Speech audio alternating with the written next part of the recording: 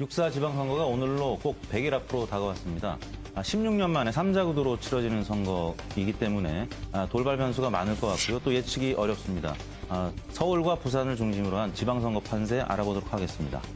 네, 6.4 지방선거 D-100, D-100일의 장면을 영상으로 먼저 만나보시죠. 6.4 지방선거가 100일 앞으로 다가왔다.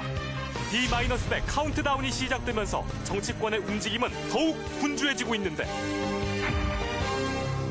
새누리당, 민주당, 새정치연합은 각자 지방정부 평가, 정권 심판, 새정치라는 프레임을 내걸고 3파전에 본격 시동을 걸었다. 특히 이번 지방선거는 16년 만에 3자 구도로 펼쳐지고 있어 한치 앞이 보이지가 않고 있는데 과연 6.4 지방선거 최대 변수는 무엇이 될 것인가? 네, 이택수 대표. 네. 새누리당 분위기는 어때요? 새누리당은 현재까지 많은 전문가들의 예측에 따르면 대략 17개 광역단체장 중에서 한 절반 이상은 차지하지 않을까라는 낙관적인 전망이 조금 더 우세한 상황이고요. 분위기가 비교적 나쁘지 않겠네요. 예, 다만 이제 중진 차출론에 의거한 여론조사에 네. 기반한 예측이기 때문에 아직은 위기가 계속 이어지고 있습니다. 민주당은요? 민주당 역시 안철수 신당, 새정치연합의 등장 때문에 계속 곤혹스러운 상황이죠. 정당 지지율도 새정치연합이 포함될 경우에는 2위에서 3위로 떨어지는 네. 상황이기 때문에 굉장히 어려운 상황이고요. 새정치연합 역시 인물난에 지금 허덕이고 있습니다. 오늘 기초의원의 경우에는 공천을 안 한다고 명분을 쫓는 그런 논평을 했습니다만 그래도 실리 면에서 실제 실리가 없었기 때문에 명분을 쫓은 것이 아니냐 이런 논평이 있을 정도로 네. 지금 3당 모두 어려운 상황이긴 마찬가지입니다. 그래요. 지금 저 정당 지지율 보면 새정치연합을 집어넣은 3자 대결 구도에서의 지지율을 보면 새누리당 42, 새정치연합 21, 안철수 신당이죠. 네. 그다음에 민주당 15 이렇게 조사가 되고요. 또 어떤 조사에서는 민주당이 6%대까지 떨어진 조사가 나오고 그렇습니다. 저 정도 되면 사실 민주당이 지금 초상집 분위기여야 되는데 또 그렇지는 또 않은 모양이죠. 그렇습니다. 막상 광역단체장별로 가상 대결을 해보면 네. 또 실제 새누리당 후보들과 혹은 새정치연합 후보들과 막상막하에 박빙 대결을 하는 여론조사 결과들이 소개가 되고 있기 때문에 전국적인 정당 지지율과는 별개로 예. 지표가 나쁘지 않아서 한번 해볼 만한 선거다 이렇게 평가를 받고 있습니다. 그래요. 정당 지지율과는 별도로 네. 이게 지역적 특성 같은 것들이 있어서 광역을 기준으로 17개 광역에서 몇 개를 하느냐가 정당 간의 승패라고 한다면 민주당도 해볼 만하다는 네. 분위기가 아직은 있다. 네. 이런 말씀이군요. 자, 이 17개 광역이 모두 다 중요하지만 시간 관계상 두 군데만 좀 짚어보겠습니다. 서울 어떻습니까? 박상훈 소장. 서울은 일단 박원순 시장이 고공행진을 하다가 네.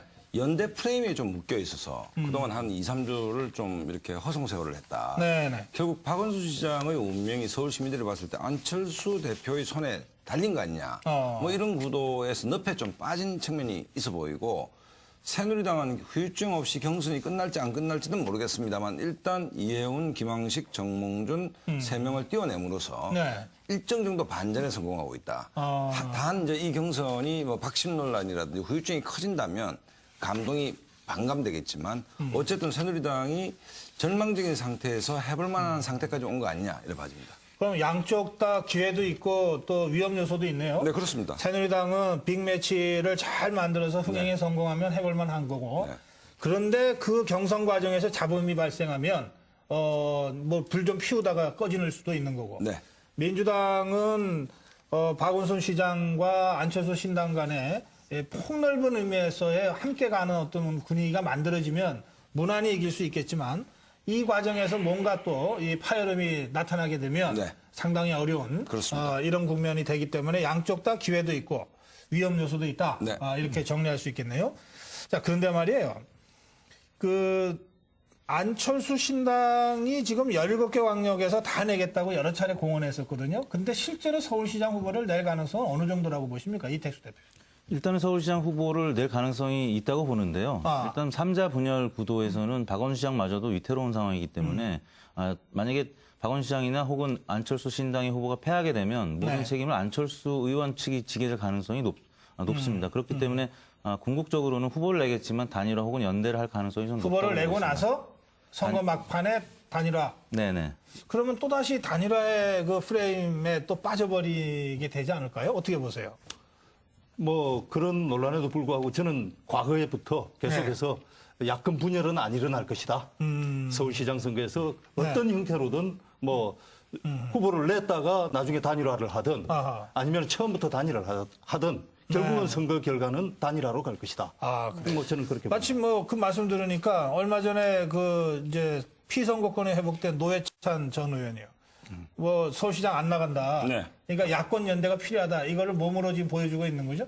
그런 점도 그 선거 막판의 단일화에 이제 힘을 좀 주게 하는 그 요소로 작용하는 것 같아요. 그렇습니다. 근데 양날의 칼인 게 정치라는 게 타이밍이 있는데 지금 이제 새정치연합 입장에서 단일화를 논의할 때는 아니죠. 네. 창당 과정도 있고 어쨌든 탄력을 받아서 가야 되는데 어쨌든 일관되게 17군데 공천을 다 하겠다는 기조를 당분간 유지할 것입니다. 다만 네. 이제 선거전이 본격화됐을 경우에 그 부담이 있겠죠. 소위 새누리당에 어부지리를 주었다. 뿐만 네. 아니라 지금 오늘 말을 했습니다. 지방선거에 기초단체장하고 기초의원에 대해 정당 공천을 하지 않기로 오늘 이야기를 했습니다. 제가 볼 때는 연대는 절대로 하지 않을 것 같이 보입니다. 연대하지 않고 오늘 한 모습이 어떻게 보면 안철수 의원으로서 가장 좋은 모습을 보인 것입니다. 정당, 그러니까 국민들에게 약속을 지킨 새누리당이나 것이죠. 민주당이 기초단체장에 공천을 하더라도 네.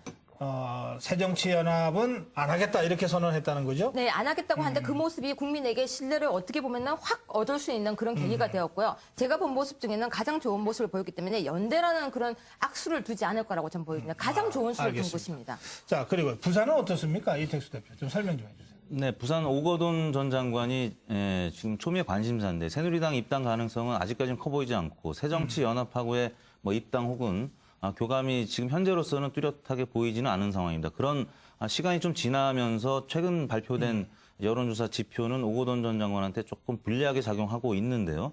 오늘 발표된 한국경제 여론조사에 따르면 또 소폭 열세인 것으로 나타난 오거돈 전 장관이 저 열세인 것으로 오거돈 나타난 전 결과가 장관이 있었습니다.